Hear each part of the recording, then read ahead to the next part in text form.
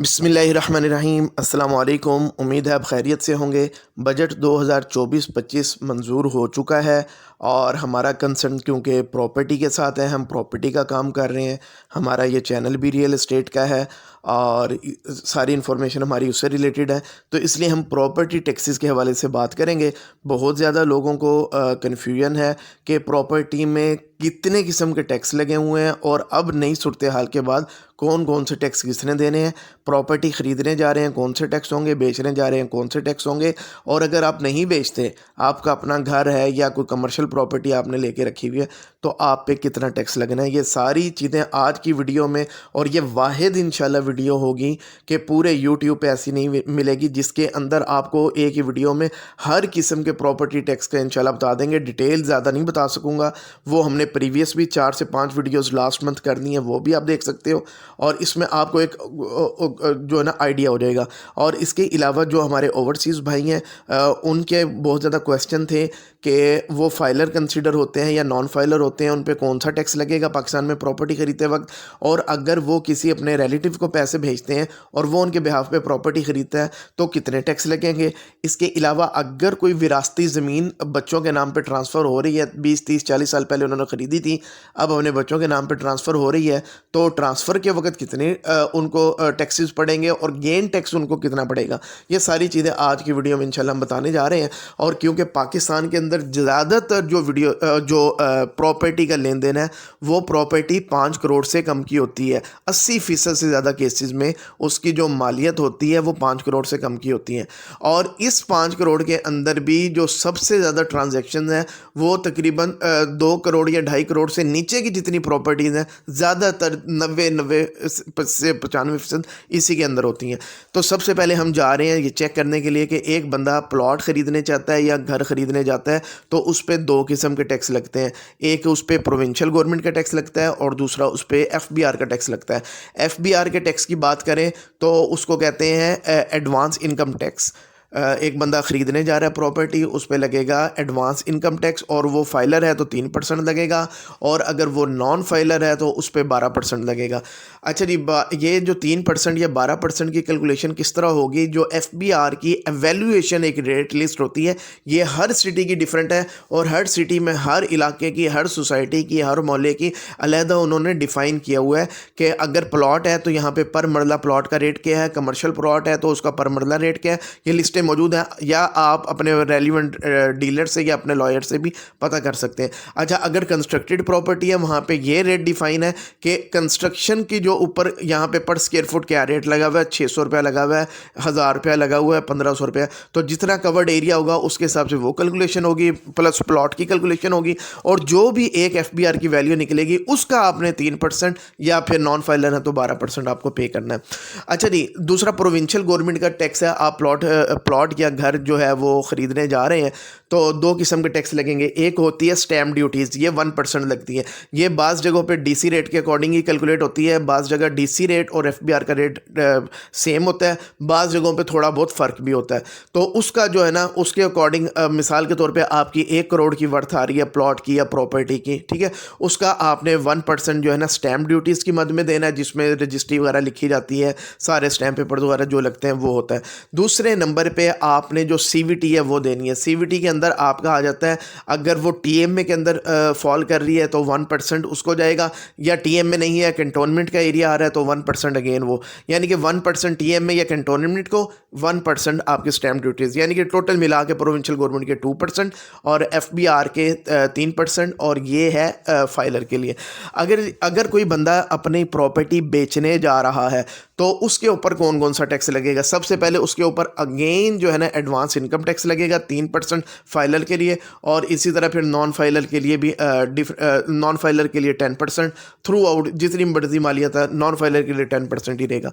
तो जी हम कंसिडर करते हैं फाइलर है तो 3% उसको एडवांस इनकम टैक्स FBR का देना है, और इसके अलावा उसके ऊपर गेन टैक्स इंप्लीमेंट होना है। गेन टैक्स का ये मतलब है कि जब उसने प्रॉपर्टी ख़रीदी थी, पहले ना इसमें ये था कि प्लॉट के लिए इन्होंने टाइम डिसाइड किया हुआ था, 6 साल के अंदर अगर बेचता है तो इतना लगेगा, और 6 साल से ऊपर टाइम गुजरता है तो कोई गेन टैक्स नहीं है। घरों के लिए 4 साल का था कि 4 साल से पुराना घर बेचोगे कोई गेन टैक्स नहीं लगेगा। इसी तरह अपार्टमेंट या फ्लैट के लिए 2 साल का टाइम था कि अगर इस दौरान आप बेचोगे तो लगेगा गेन टैक्स, इसके बाद अगर बेचोगे 2 साल के बाद नहीं लगेगा। लेकिन अब वो जो वो थी कंडीशन थी वो रिमूव हो गई है। अब आपने 10 साल पहले भी कोई घर ख़रीदा है, प्लॉट ख़रीदा है, अपार्टमेंट ख़रीदा है और उस पर जो गेन टैक्स है वो आपको देना है। गेन टैक्स कैलकुलेट किस तरह होना है कि उस वक्त जो भी आपकी डीसी रेट की वैल्यू थी वो देखनी है और आज की एफबीआर की वहाँ की वैल्यूएशन रेट लिस्ट देखनी है। मिसाल के तौर पे 10 साल पहले वो उसकी जो वैल्यू आ रही थी वो 50 लाख रुपए थी। आज आप बेचने जा रहे हो, अब आपकी एफबीआर के मुताबिक उसकी 1 करोड़ की वैल्यू, यानी कि 50 लाख रुपए का आपको बीच में प्रॉफिट हुआ है। ये जो प्रॉफिट है इसका आपने 15% आपने जो है ना वो पे करना है, जो कि 7.5 लाख रुपए बनता है। लेकिन जो लोग फाइलर हैं उनको ये फ़ायदा है कि जो उन्होंने अभी 3% एफबीआर का बेचते वक्त एडवांस इनकम टैक्स दिया है, वो उसके साथ जब आप रिटर्न जमा करवाओगे वो एडजस्ट हो जाएगा। तो वो जो 3% आपका है, जो कि पूरी वैल्यू अगर 1 करोड़ की प्रॉपर्टी बन रही है 3 लाख बनता है तो 7.5 लाख में वो एडजस्ट हो जाएगा। तो टोटल मिला के टैक्स आपका जो गेन टैक्स की मद में जाएगा वो एक्चुअली 4.5 लाख रुपए जाएगा। ठीक है, इस पर डिटेल हमारी ऑलरेडी वीडियोज़ हैं, वो आप देख सकते हैं। तो ये तो सेलर पे और परचेजर दोनों के मैंने टैक्स बता दिए, प्रोविंशियल गवर्नमेंट के भी और आपके फेडरल गवर्नमेंट के भी। इसके अलावा 7E टैक्स जो है ना उसके बारे में बहुत ज़्यादा बात की जा रही है। अभी उसका मामला कोर्ट के अंदर है और ये पूरे पाकिस्तान में ना इम्प्लीमेंट है भी नहीं। बड़े शहरों के अंदर इम्प्लीमेंट था और छोटे शहरों में तो ये ऑलरेडी इसका इतना कॉन्सेप्ट नहीं है। और ये किस पे इम्प्लीमेंट है? जिसकी प्रॉपर्टी की वैल्यू, आपकी जो रेजिडेंशियल वैल्यू, जो रेजिडेंशियल प्रॉपर्टी है 2.5 करोड़ तक की, वो इससे एग्जेम्प्टेड है। इसके ऊपर अगर कोई वैल्यू है 2.5 करोड़ से ऊपर की तो उसके ऊपर आपका जो है ना 7E टैक्स लगता था, लेकिन अभी तक ये इम्प्लीमेंट नहीं हो रहा। और जो ओवरसीज़ भाई हैं हमारे, उन अगर वो प्रूव अपना देते हैं कि हमारी सारी इनकम बाहर से है और वो at the time of transfer of property ये सारी चीज़ें जो है वो प्रोवाइड कर देते हैं, ये प्रूफ दे देते हैं कि वो 180 दिन से ज़्यादा पाकिस्तान से बाहर हैं, तो उन पे भी 7E टैक्स जो है वो इम्प्लीमेंट नहीं होता। तो इसलिए ये हवा एक ज़्यादा क्रिएट हुआ है 7E का, लेकिन एक्चुअली ग्राउंड पे ऐसी चीज़ है नहीं। ठीक है, और ये 2.5 करोड़ से नीचे वाले जो लोग हैं जितने भी, वो इससे एग्जेम्प्टेड है। अच्छा, ये एक बंदा प्रॉपर्टी बेचता ही नहीं है, वो अपने घर में बैठा हुआ है, वो कमर्शियल प्रॉपर्टी है वो उसने रेंट पे दिया है, या एक घर है वो उसने रेंट पे दिया है, नहीं भी दिया तो वो लेके बैठा हुआ है। तो पहले क्या होता था कि एक्साइज डिपार्टमेंट जो है ना प्रोविंशियल गवर्नमेंट का, वो उस पर टैक्स इंप्लीमेंट करता था, या गवर्नमेंट का जो स्केड्यूल रेट था रेंटल का उसके अकॉर्डिंग करता था, या एक्साइज इंस्पेक्टर खुद आके उसको वैल्यूएट करता था। इसकी भी डिटेल वीडियो ऑलरेडी मैं कर चुका हूँ, वो भी देख सकते हो। सरसरी मैं यहाँ बता देता हूँ। तो उसके अंदर जो है ना करप्शन का भी एक रास्ता खुलता था, उसकी जो मर्जी होती थी वो वैल्यू लगा देता था और फिर उसको माल खिलाना पड़ता था। अब गवर्नमेंट ने फिक्स कर दिया कि 1 करोड़ तक की अगर प्रॉपर्टी है तो 0.07, ठीक है ना, 0.07, 1 करोड़ की प्रॉपर्टी हो गई तो 0.07% का मतलब 7,000 रुपया सालाना आपने टैक्स देना है। ठीक हो गया, ये रेंटल पे है या खुद आप रह रहे हो, कितना देना। मिसाल के तौर पे किसी प्रॉपर्टी की वैल्यू जी अगर 2 करोड़ रुपया है, अच्छा जी 1 करोड़ से लेकर 2.5 करोड़ तक का 0.08% हो जाएगा, 2.5 करोड़ से ऊपर की प्रॉपर्टी का 0.09% हो जाएगा। ठीक है, इसी तरह कमर्शियल का भी यही रेट चलेगा। अब मिसाल के तौर पे किसी की प्रॉपर्टी की वैल्यू एफबीआर के रेट के मुताबिक 2 करोड़ है, जो कि बहुत कम घरों के ऐसे होती हैं, लाहौर के भी जो इलीट एरियाज़ हैं वहाँ पे ऐसा होगा, तो उसके ऊपर जो टोटल टैक्स बनेगा सालाना वो 16,000 रुपया बनेगा। ठीक है, तो इसके बारे में बहुत ज़्यादा रूमर्स क्रिएट हुई हैं, लोगों को पैनिक किया जा रहा है। तो इसलिए हमारी प्रीवियस वीडियो भी देखें, ये भी देखें, पैनिक होने की ज़रूरत नहीं है। प्रॉपर्टी पे ओवरऑल इस तरह की कोई टैक्सेशन नहीं लगी जिससे कोई घबराया जाए। अच्छा जी, इसके अलावा हम आ जाते हैं ओवरसीज़ के ऊपर कौन सा टैक्स लगेगा। ओवरसीज़ फाइलर कंसीडर होते हैं। कब वो फाइलर कंसीडर होते हैं कि अगर उन्होंने अपनी रजिस्ट्रेशन एफबीआर में करवाई हुई है और रिटर्न वो सालाना जमा करवा रहे हैं। अब वो कहेंगे पाकिस्तान में तो हम पैसा कमाते ही नहीं हैं, हम तो पाकिस्तान से पहले बाहर पैसा कमाते हैं, तो हम कैसे। उन्होंने प्रूफ देना होता है कि ये उनका एक बाहर का अकाउंट होता है, एक पाकिस्तान में वो अपना अकाउंट बनवाते हैं, तो अपना पैसा उस अकाउंट में शिफ्ट करते हैं। जितना पैसा भी वो बाहर के अकाउंट से अपने पाकिस्तानी अकाउंट में शिफ्ट करते हैं, ये उनकी इनकम डिक्लेयर होती है और इसमें पाकिस्तान गवर्नमेंट 1 रुपया भी उनसे टैक्स नहीं लेती। तो वो अपने रिटर्न में अगर ये शो करते हैं कि मिसाल के तौर पे इस साल मैंने 1 करोड़ रुपए ये ट्रांसफ़र किए और ये मेरी इनकम है, तो वो रिटर्न के अंदर उस पर 0% टैक्स होगा और वो शामिल हो जाएगी, उसकी रिटर्न्स के अंदर शामिल हो जाएगा। अब इस मालियत की वो जो بھی پراپرٹی خریدے گا اس پہ کوئی ٹیکس نہیں ہوگا, اور وہ ایز اے فائلر جو ہے نا کنسیڈر پاکستان میں ہوگا, اور فائلر کے ساتھ جس طرح ٹریٹ ہو رہا ہے 3% کے حساب سے اس کو اگر 5 کروڑ سے انڈر ویلیو کی پراپرٹی ہے تو اس کو یہ دینا پڑے گا. ہاں بعض لوگ کیا کرتے ہیں اپنے ریلیٹیوز کے نام پہ پیسے بھیج دیتے ہیں, ان کے اکاؤنٹوں میں پیسے بھیج دیتے ہیں, اور وہ ان کے بہاف پہ یا تو پراپرٹی خرید رہے ہیں اپنے نام پہ یا تو خرید لیتے ہیں. ایسا اگر وہ کر رہے ہیں تو وہ جو ان کا ریلیٹیو ہے اس کا جو سٹیٹس ہوگا, وہ فائلر کا سٹیٹس ہے تو اس کو فائلر کا ٹیکس پڑے گا, اگر اس کا نان فائلر کا سٹیٹس ہے تو اس کو نان فائلر کا ٹیکس پڑے گا. اب وہ یہ کہتے ہیں کہ جی ہم جو ریمیٹنس سرٹیفکیٹ وغیرہ وہ ساتھ پرووائڈ کر دیتے ہیں. بھائی اس کا فائدہ تب ہے کہ آپ کا ریلیٹیو پاکستان میں بیٹھا ہے اور وہ فائلر ہو جاتا ہے, ادھر سے آپ نے 1 کروڑ روپیہ اس کو بھیج دیا, اس نے ریمیٹنس سرٹیفکیٹ ساتھ اٹیچ کر دیا کہ جناب یہ میرا سورس آف انکم ہے, تو وہ جو آپ کا ریلیٹیو ہے یہ اس کے کھاتے میں 1 کروڑ روپے کی آ گئی ہے, اب وہ 1 کروڑ مالیت کی پراپرٹی خرید سکتا ہے. ٹھیک ہے, تو اس پہ وہ فائلر کے حساب سے چلے گا, نان فائلر کا نہیں. ہاں آپ کا ریلیٹیو ہے وہ پاکستان میں نان فائلر ہے اور آپ نے کسی اور ذریعے سے بھی پیسے بھیج دیے, اکاؤنٹ میں بھیجے یا ویسے بھیج دیے, کسی کے ہاتھ بھیج دیے اور کہ جی یہ پراپرٹی آپ خرید لو, لیکن آپ کے ذہن میں یہ ہے کہ کیونکہ میں باہر سے پیسہ بھیج رہا ہوں تو بھائی اس کے اوپر نان فائلر کا ٹیکس لگ جائے گا. اس کے اوپر بھی ہم کہیں گے تو ڈیٹیل ویڈیو بنا دیں گے انشاءاللہ.